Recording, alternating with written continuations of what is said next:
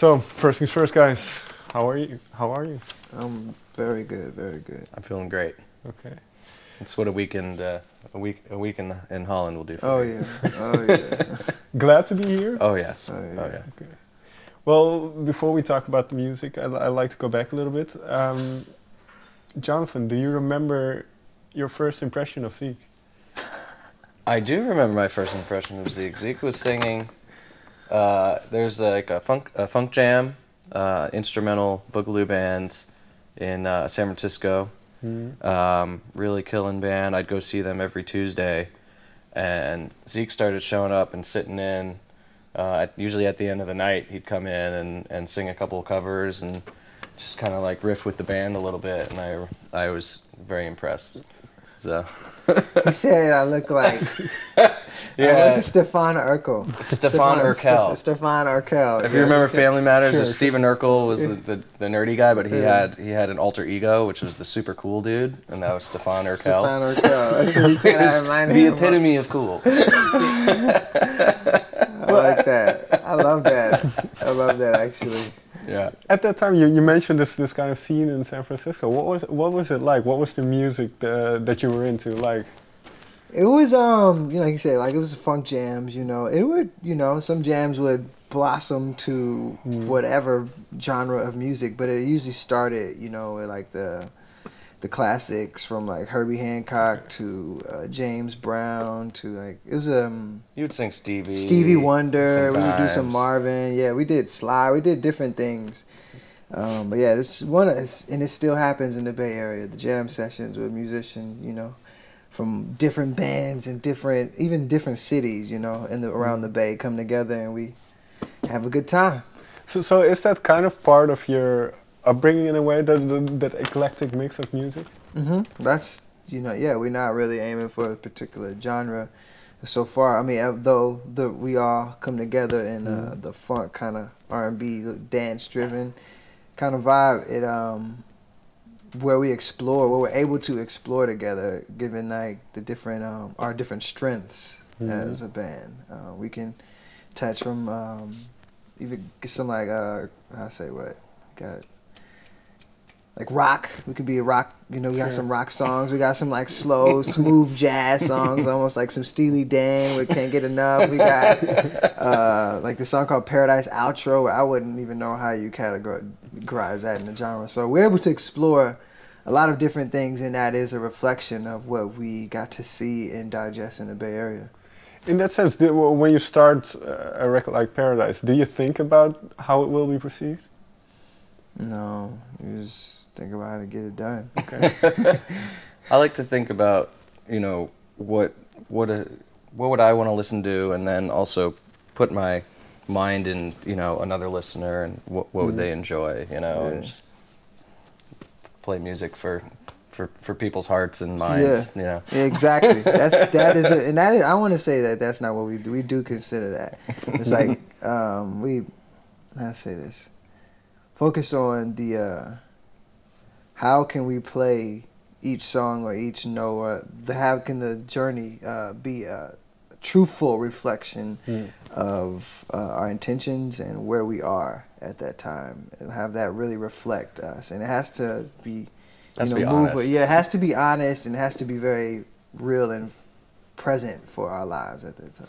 In that sense, the intention, has that changed in the past 2 years? So kind of when the band in its current incarnation kind of formed, and where you are now? I feel like it's growing.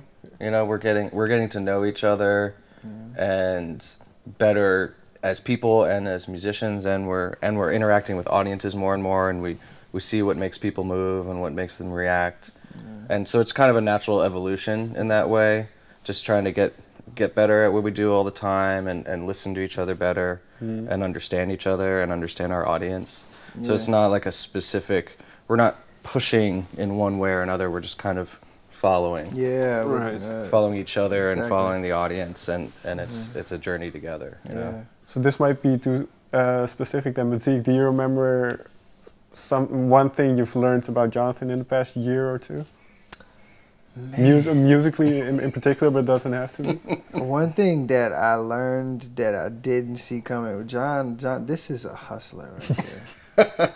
This dude right here is a hustler. He's a hustler of hustlers in terms of getting like recognized. And even like, for example, coming in here, like it was hard to find like how to get, you know, you have to go underground. Right. And most of us, I vaguely remember and I thought I knew.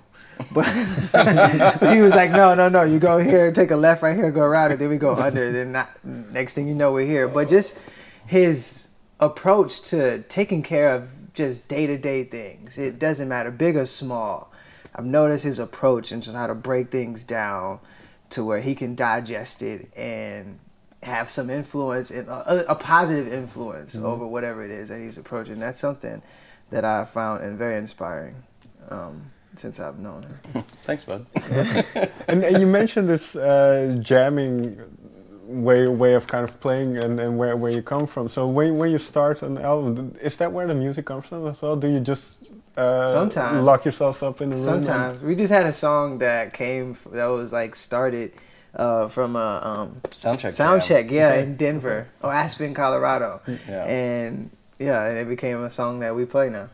Yeah. Which song is it? It's called Bonita. We haven't released it yet. Okay. We just finished it, and Yeah. A lot of times when one of the band members will bring in an idea for a song, there might be a verse and a pre-chorus and a chorus, different sections. But when we're learning the section, a lot of times, you know, when we play the song, it might only be 16 bars or like 30 seconds of the song, and then it's on to the next thing. But when we're learning it, we'll sit on it for like 20 minutes and just over and over and over and over and over again, and just like try and dig in so deep to the little intricacies of the groove, and like change a note here or there, and then listen and someone else changes a note, and it just kind of mutates slowly into its finished form. Right.